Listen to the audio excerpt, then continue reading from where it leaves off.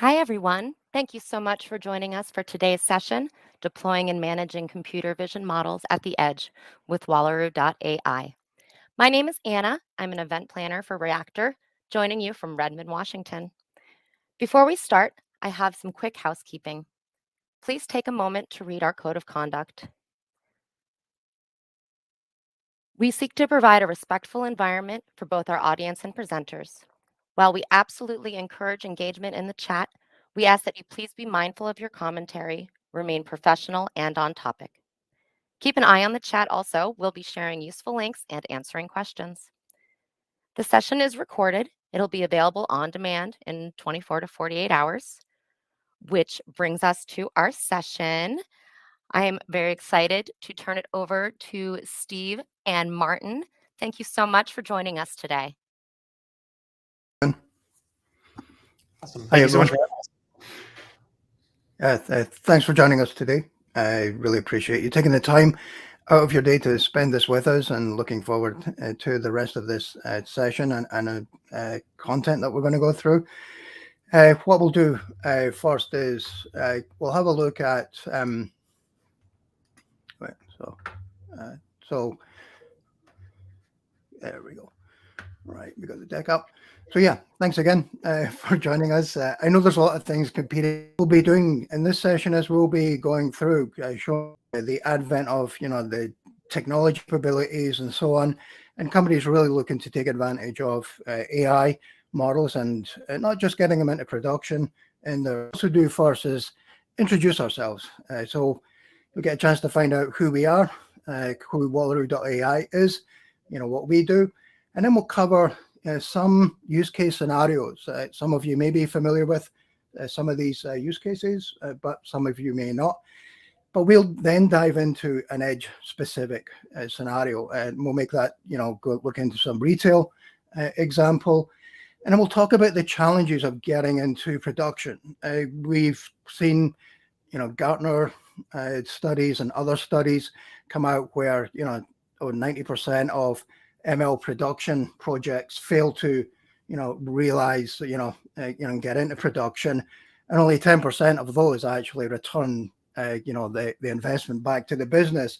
And so making that leap from experimentation and testing into production is super critical for businesses, and making sure that, the time and effort that you put in as data scientists, ML engineers, and ML ops engineers is rewarded by getting these projects into production. And we'll actually sort of dive into that. This is a tech session, so we will go into that sort of tech demo and show you how we do that. We'll do it in the context of running it with the Wallaroo engine, but we'll get a chance to see some of the code that takes effect, and how you actually deploy to the edge. And we'll have an opportunity at the end for Q&A as well. You can ask questions in the queue. We've got a couple of colleagues with us. We've got John Hanserick, who's our senior technical document writer, and also Bob, who is a senior engineer, working with customers on the front line as well. And so that's essentially what we'll look to go through today. And apologies if this scared you a little bit there, but yeah, they wanted me to put up as a sort of photograph of myself and sort of introduce who I am, right? So essentially, I've been really lucky. I've been in the computer industry probably over 2 decades, almost coming up for 3. And I've enjoyed areas like in all businesses, parts of the business, from pre-sales tech, partner development, partner marketing, IT pro evangelism, when it was called that. And also, most recently in the last 10 years, it's been, working with developer communities and folks like yourselves, from the gamut of student, higher ed, right through to seasoned professionals. And it's always impressed me, to see how, developers like yourselves and data scientists and ML engineers look at, the challenges that you have, and look at, technology, and apply that technology and make those solutions work, better, whether it be in an enterprise context or, improving, social context as well. And so I joined Wallaroo.AI about 18 months ago.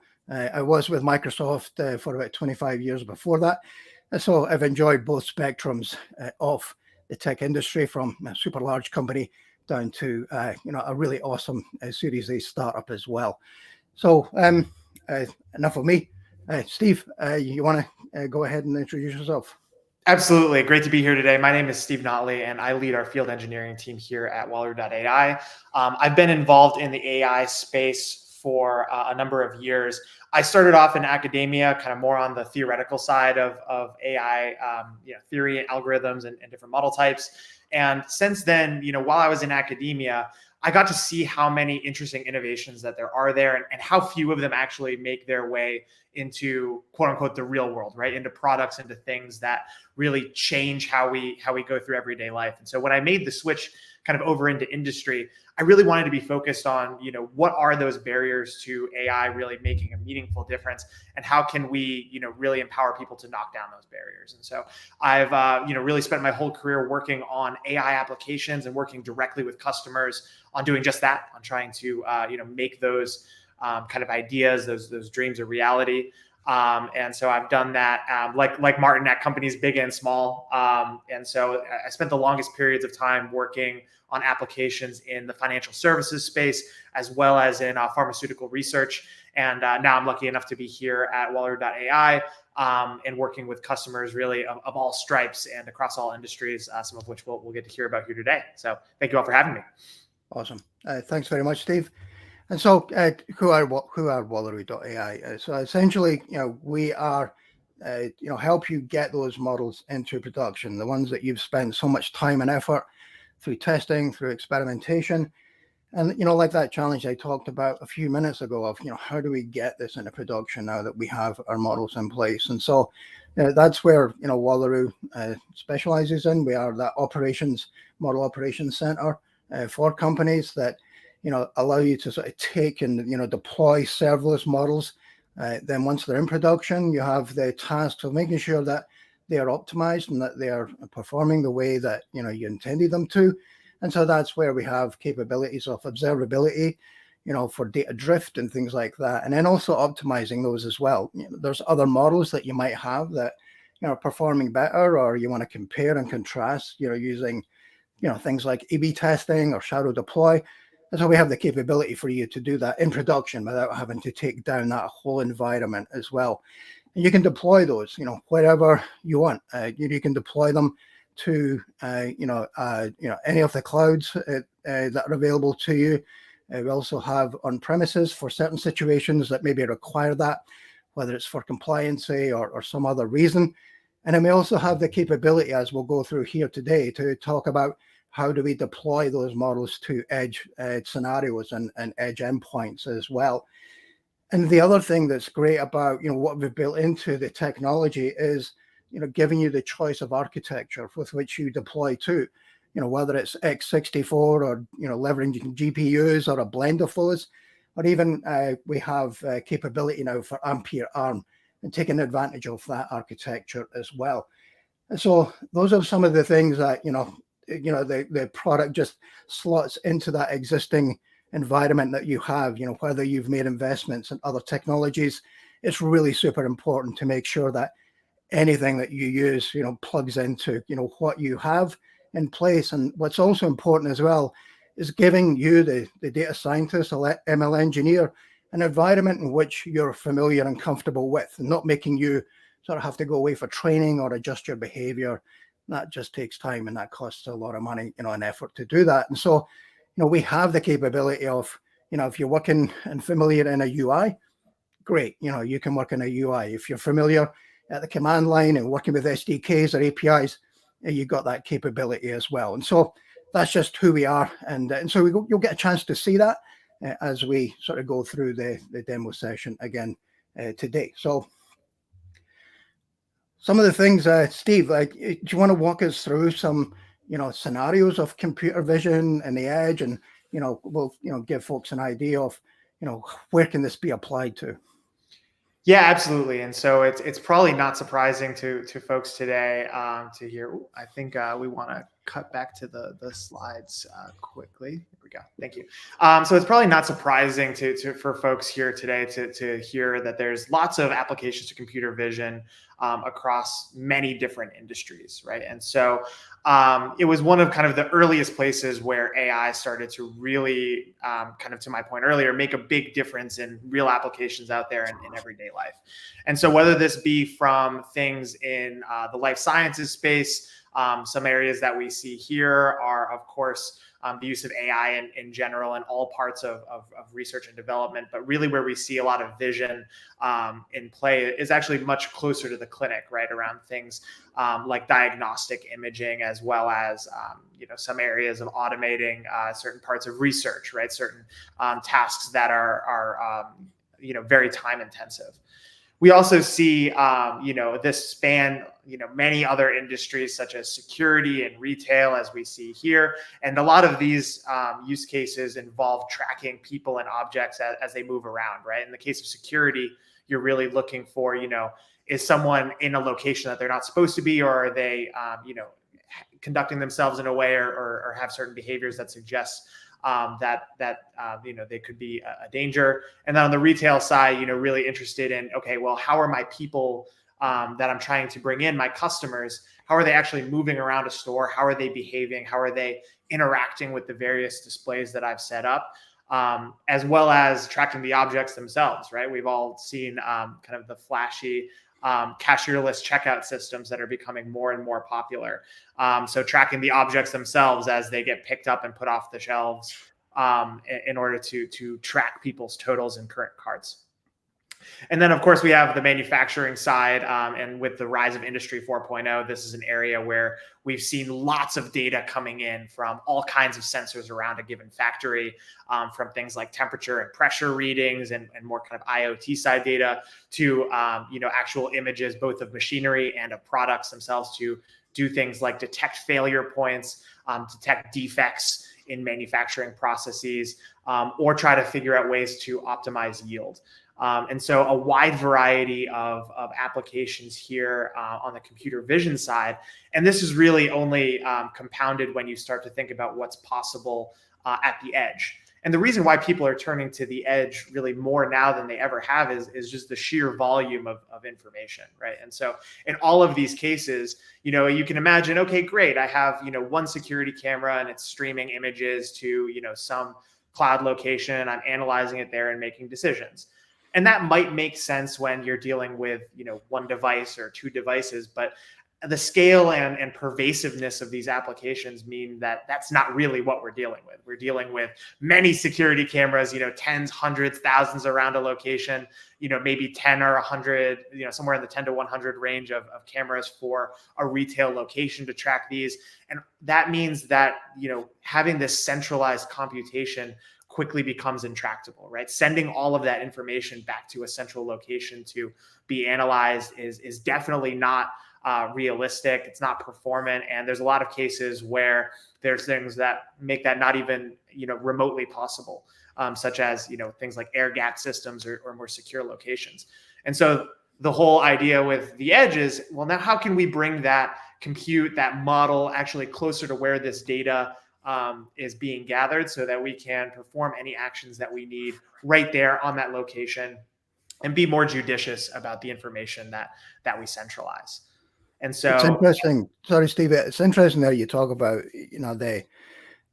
taking all those images and then, sending them back to, the cloud or, back to the data center. And I had a project that we worked on. We went through, it was a retail project. It went through all the sort of testing and experimentation. And we had these edge devices in the retail locations, but they were sending the data through like a mobile, we had a SIM card in the edge device, and it was sending those images. And that turned out at the end of the day, like just the cost of sending, all those images across, mobile network, it ended up being cost prohibitive, regardless of how well, that was performing, and so being able to, process that data at the edge. And like you say, let's not incur that latency or that cost of, sending all this up to a central location. Absolutely. Yeah, that's something that we absolutely see all the time. And the more devices, the more sensors that we see rolling out, that only kind of compounds the issue there. And so, really what we see at the edge is that there's really a wide variety of devices being rolled out, and a wide variety of data coming back in. But this is particularly salient in computer vision, where more information allows us to really make very informed decisions in a lot of these use cases that we have here. There's also the compliance. There's when in Europe, GDPR, etc. And again, we had a project where in a manufacturing plant, and we're looking to take machine data and send it out to the cloud. And so they said that no, there's some data that just doesn't leave the factory at all. And so that's something that you have to like consider and work around if you don't have the capability again on processing that locally on the device at the edge. Absolutely. Yeah, that's another key challenge at the edge, in addition to latency, is really the variety of environments that we're dealing with, right? You have no idea how much hardware you're going to have out there on edge devices, right? Or I mean, you ideally do by the time you actually get there, but depending on the applications, you could be dealing with one kind of hardware, many kinds of hardware. They could be anything from the tiniest devices that you've ever seen to things that are, pretty close to what you would expect on a fully, kind of industrial size machine. They could be different architectures. They could have GPUs available versus, varying amounts of CPUs.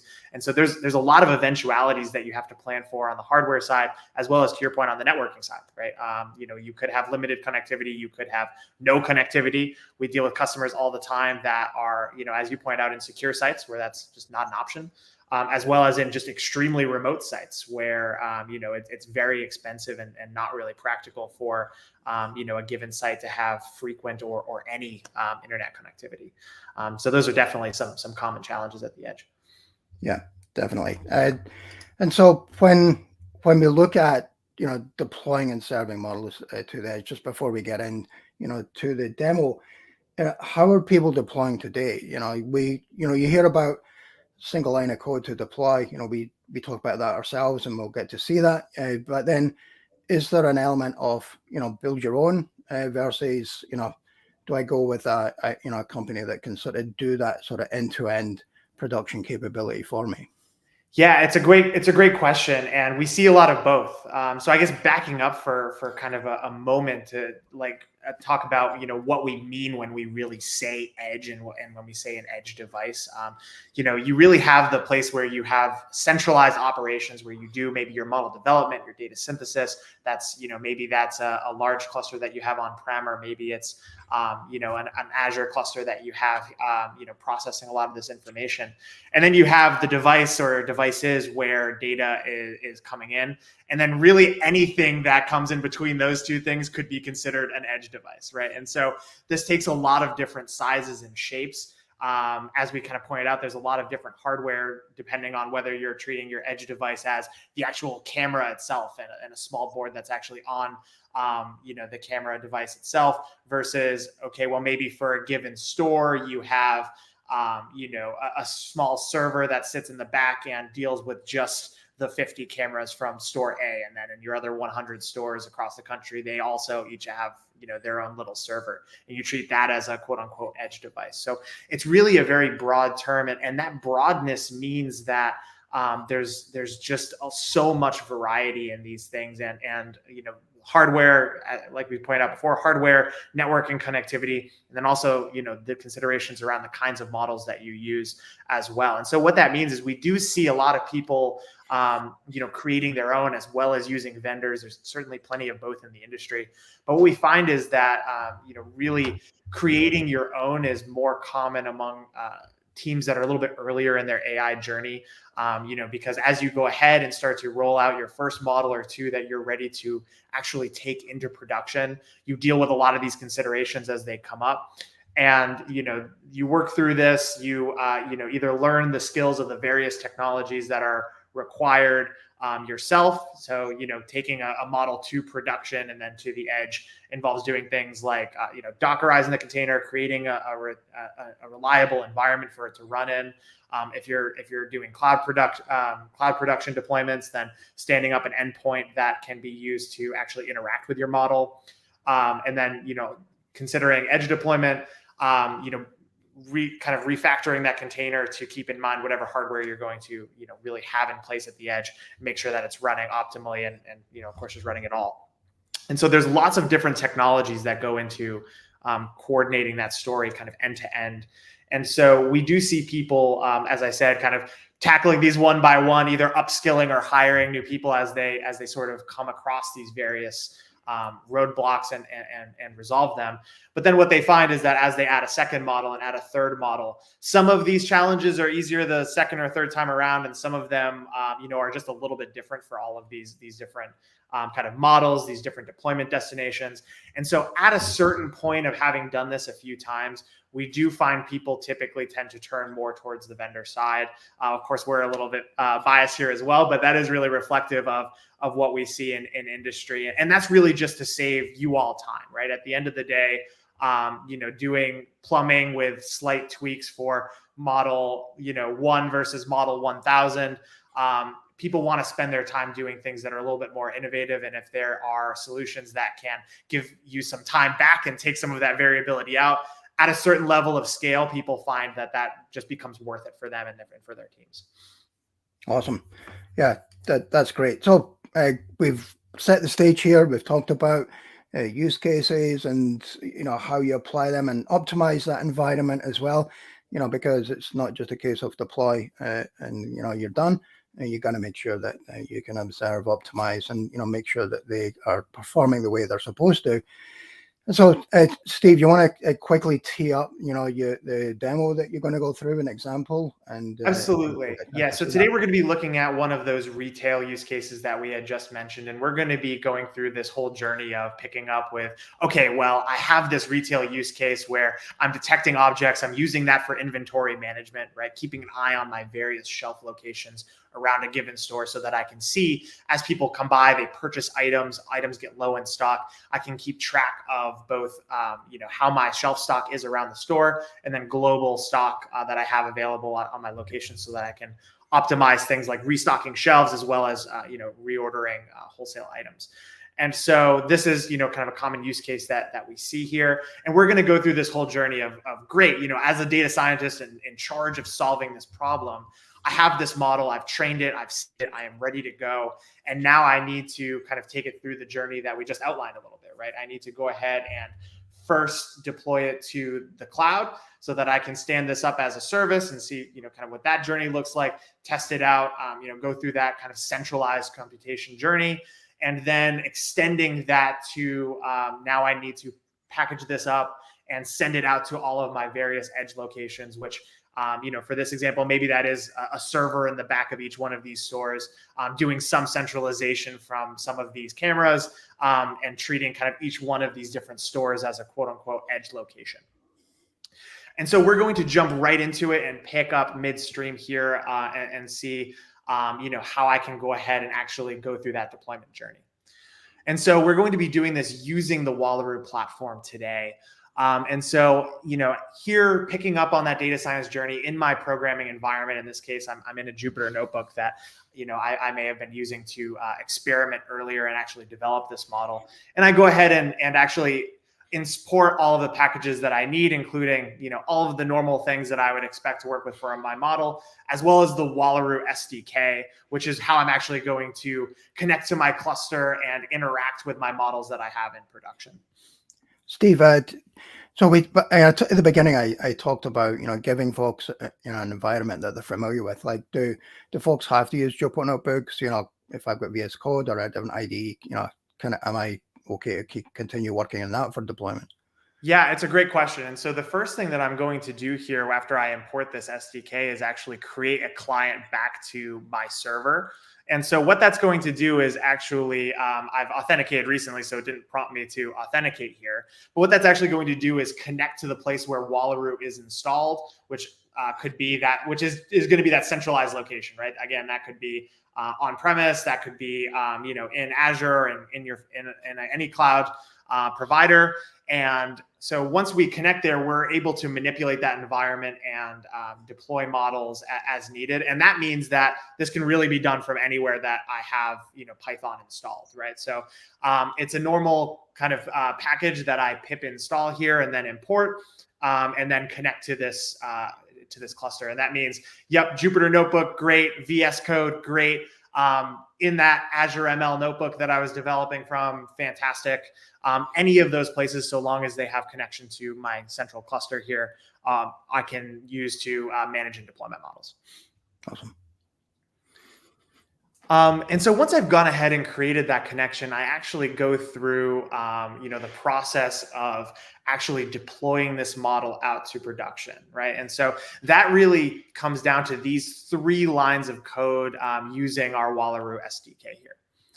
And so the first thing I'm going to do is take this ResNet model and actually upload it to Wallaroo. And so the key components here that I'm going to actually use are really just the model itself, where I can see, my full path to my model file here, and tell Wallaroo what framework I use to create this model and what my target architecture is. And so we can see here, I'm dealing with an Onyx model. And so I point this at framework.onyx. And I'm dealing with x86 architecture. And so I let Wallaroo know that information as well, so that Wallaroo knows anytime I'm creating a service here or packaging this up for edge deployment to include those relevant x86 libraries.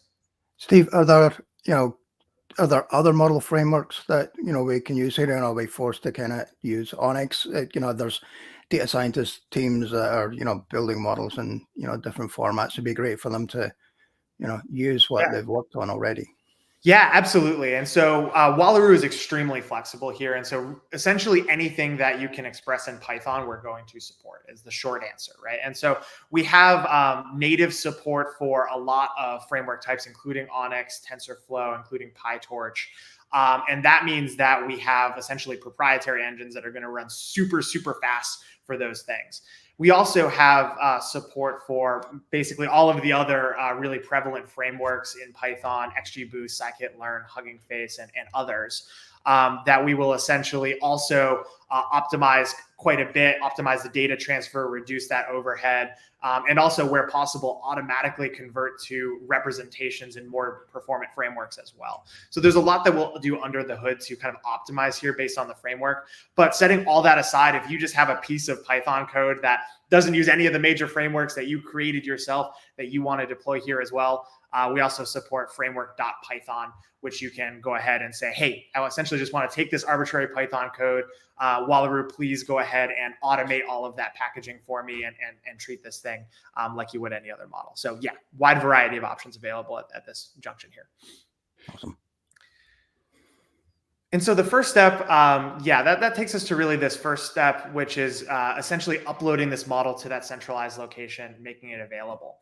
And so the next step that I need to take here is actually, for the purposes of this cloud deployment, how much hardware do I actually want to allocate to these instances? And so I set aside a deployment config here, which contains that information. And so I tell Wallaroo, I want each instance of this, in this case, to have 1 CPU and 1 gig of memory. I also here specify a replica count, which is more pertinent for cloud deployment than edge deployment. But that's essentially how many instances of this model do I want to spin up to be able to concurrently serve requests. And so this can be a fixed number. I can set this to auto scale. But in general, I'm going to really specify my hardware profile here, including, as we see here, CPUs, and not pictured here, but I would specify GPUs available in the same way. And so in the cloud, this is going to be really my full deployment configuration. At the edge, this will serve as essentially a default configuration that I can also override at runtime on the edge. But we find a lot of people using this to essentially test out their hardware that they expect will be available in their edge environment as well. So once I go ahead and define that, the last step to actually getting into production and deploying this is essentially combining those two previous ingredients, right? So I go ahead and say, hey, I want to stand up this pipeline. I'm going to give it a name. I want to add that model as a step to the pipeline.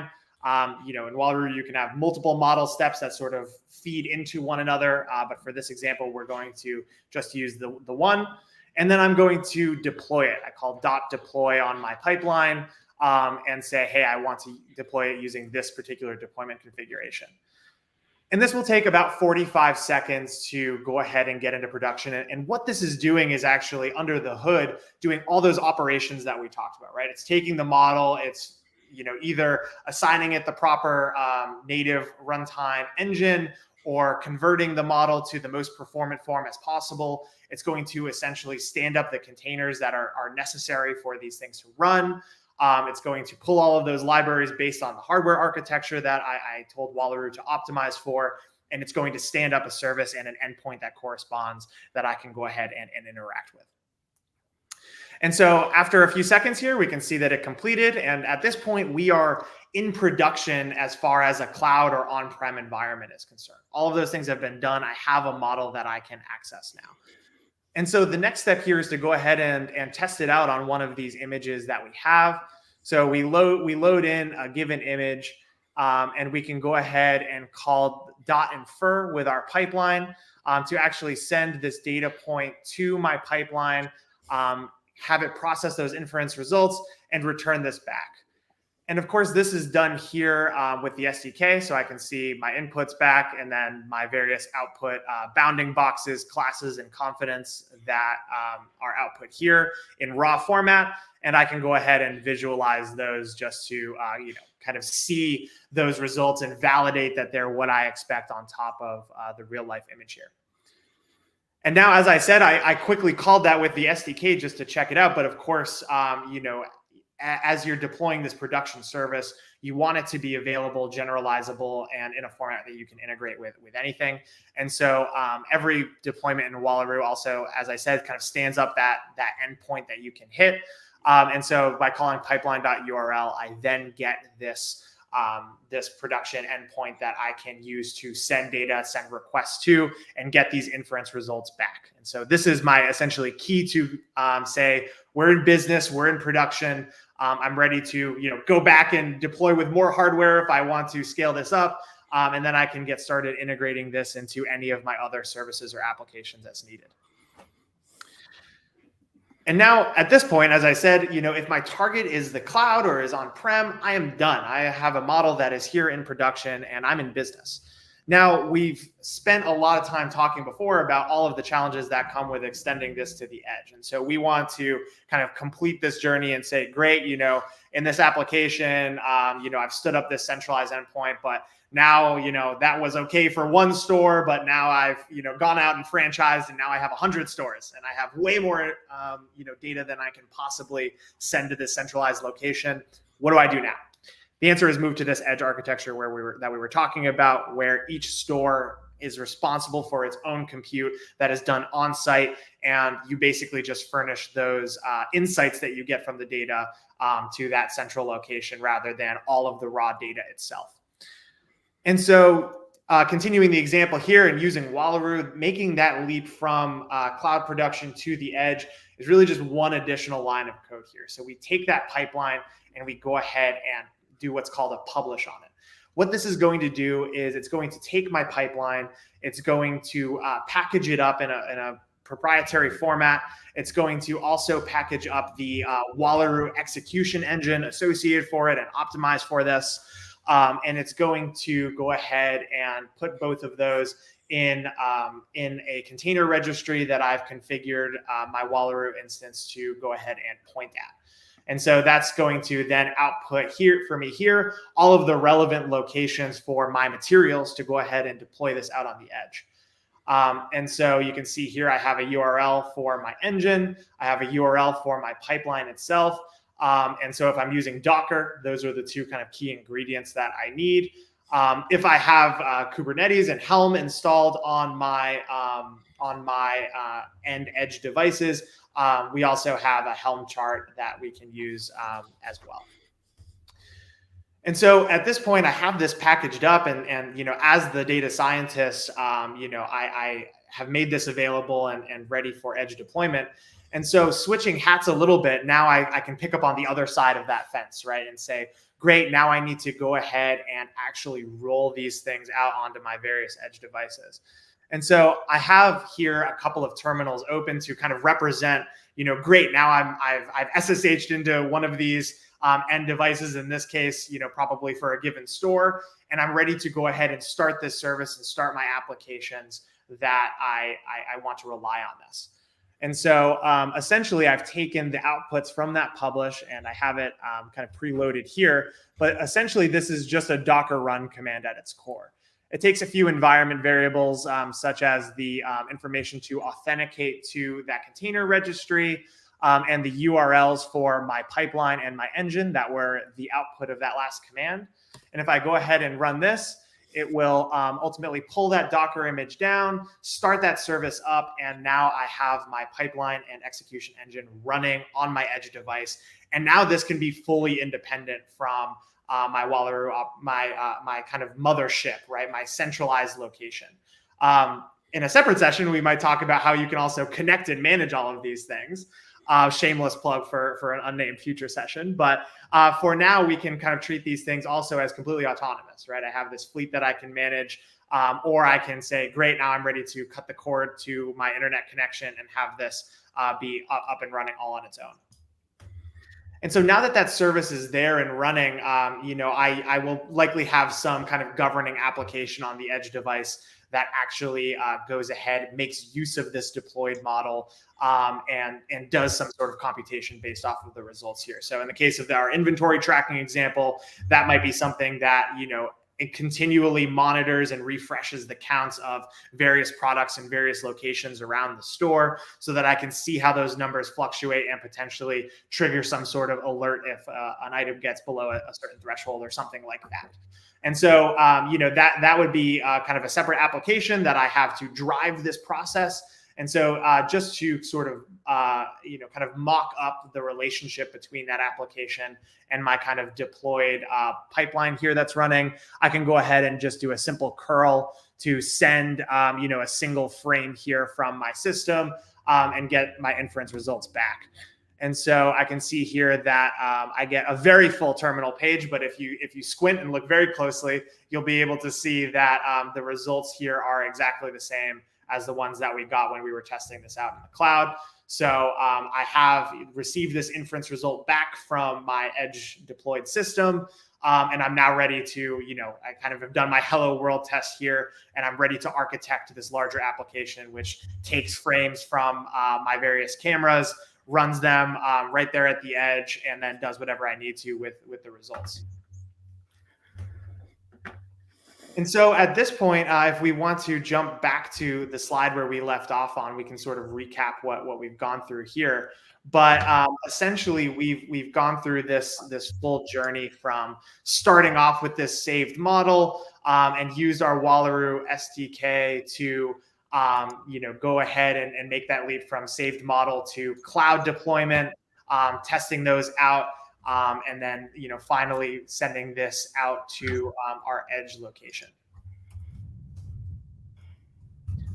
And so I think we have a couple slides left if we want to jump back to those. Yep, there we go. So I was trying to get it to work, it wasn't responding. So thanks a lot, Steve. Fantastic. So great to see that,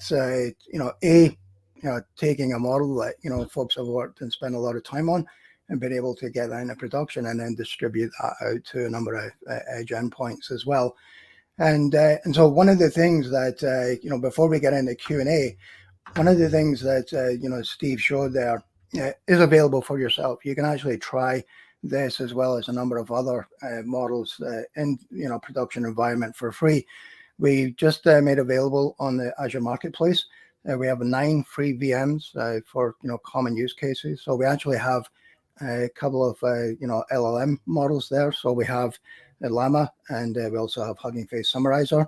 And so you can deploy those into production, start inferencing those and get a feel for them as well. And then we also have, if you don't want to go that route, we also have a free community edition. The license doesn't expire. And there's no catch or anything with these. It's really for the community to help you, get hands-on and figure out, how do I learn and get, my models into production. And so the community edition, has that flexibility. And we just made it available to, deploy to GitHub code spaces. And so you get a free quota every month with GitHub code spaces, so you can deploy into that environment as well and get some hands-on. I talked about our senior technical document writer, John Hanzarek, who is helping out on the Q&A. And he's got some amazing tutorials and workshops and etc. On docs.wallaroo.ai that you can go and start, that learning journey as well. And then, if you are working for a company, we'd love to hear from you. If you want to find out more and get sort of free consultation, we have, Steve and his team can come in and help you, over those obstacles and hurdles. So I'll stop there. If there are any questions or things that we can answer or help folks, we can go back to, the demo itself and talk about, some of the things that Steve went through.